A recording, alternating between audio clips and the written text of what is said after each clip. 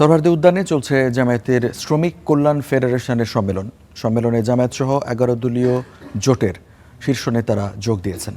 আরও জানাতে আমাদের সাথে যোগ দিচ্ছেন সহকর্মী HM ইমরান। এবং ইমরান, এই সমাবেশ কখন শুরু হয়েছে এবং সেই সমাবেশের মূল কার্যক্রমগুলো কি কি? জামাত ইসলামের যে শ্রমিক কল্যাণ ফেডারেশনের যে ত্রিবার্ষিক সম্মেলন সেটি সোহরাওয়ার্দী উদ্যানে অনুষ্ঠিত হয়েছে। এখান থেকে মূলত শ্রমিকদের যে নতুন নেতৃত্ব সেটি আজকে গঠিত হবে আগামী 3 বছরের জন্য। এবং এই যারা শ্রমিকরা রয়েছেন এই শ্রমিক ফেডারেশন সংগঠন সেই সারা দেশ থেকে নেতাকর্মীরা এসেছেন। ইতিমধ্যেই দেখছেন যে পুরো লোকারণ্য এই সোহরাওয়ার্দী উদ্যান। এবং এই আজকের এই শ্রমিক কল্যাণ ফেডারেশনের যে ত্রিবার্ষিক সম্মেলন সেখানে জামাত আমির ডাক্তার শফিকুর রহমান উপস্থিত রয়েছেন।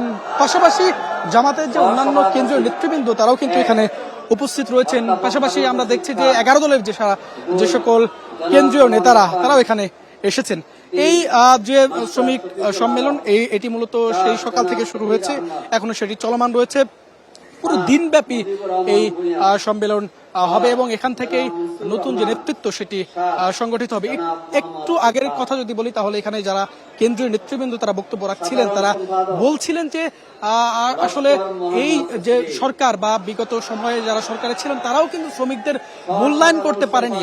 বর্তমান সরকার যাতে শ্রমিকদের মূল্যায়ন করে এবং শ্রমিকদের ঘামে যে রাষ্ট্র গঠিত হচ্ছে সেই রাষ্ট্রের অধিকার যাতে শ্রমিকরা যথাযথভাবে তারা পায় সেই আহ্বানও তারা জানাচ্ছিলেন। পাশাপাশি এখানে যেহেতু জামাত ইসলামের এই সংগঠন, সেই সংগঠনের ছাত্র শিবির সহ অন্যান্য সংগঠনের নেতারাও কিন্তু এখানে এসেছেন, তারাও বক্তব্য রাখছিলেন। তারা বলছিলেন যে বর্তমান সরকার শ্রমিকদের যে চাহিদা, শ্রমিকদের যে মূল্যায়ন সেটি করবেন সে প্রত্যাশা রাখছেন। পাশাপাশি তারা অভিযোগ করছেন যে এই বিশেষ করে জুলাই গণঅভ্যুত্থান, সেই গণঅভ্যুত্থান শ্রমিক সহ যে সকল সাধারণ মানুষ, সেই সাধারণ মানুষের ত্যাগের ফলেই কিন্তু এই গণঅভ্যুত্থান হয়েছে এবং সেই গণঅভ্যুত্থান পরবর্তী নতুন সরকার গঠিত হয়েছে। সেই গণঅভ্যুত্থানের যে আকাঙ্ক্ষা, সেই আকাঙ্ক্ষা এখন পর্যন্ত বাস্তবায়ন হয়নি। সেই আকাঙ্ক্ষা যাতে বাস্তবায়ন হয় সেই আহ্বানও তারা জানাচ্ছেন। এবং আমরা দেখছি যে এখানে জামাত আমির ডাক্তার শফিকুর রহমান ইতিমধ্যেই এই মঞ্চে উপস্থিত রয়েছেন। জামাতের সেক্রেটারি জেনারেল মিয়া গোলাম পরোয়ার তিনিও এসেছেন। তারা আসলে কিছুক্ষণের মধ্যেই বক্তব্য রাখবেন এবং এই শ্রমিক সম্মেলন, সেই শ্রমিক সম্মেলনের মধ্য দিয়ে আগামী 3 বছরের জন্য শ্রমিকদের যে নতুন নেতৃত্ব জামাতে ইসলামীর, সেই নতুন নেতৃত্ব গঠিত হবে। রঞ্জু, এই ছিল আমার কাছে সোহরাওয়ার্দী উদ্যান থেকে সর্বশেষ।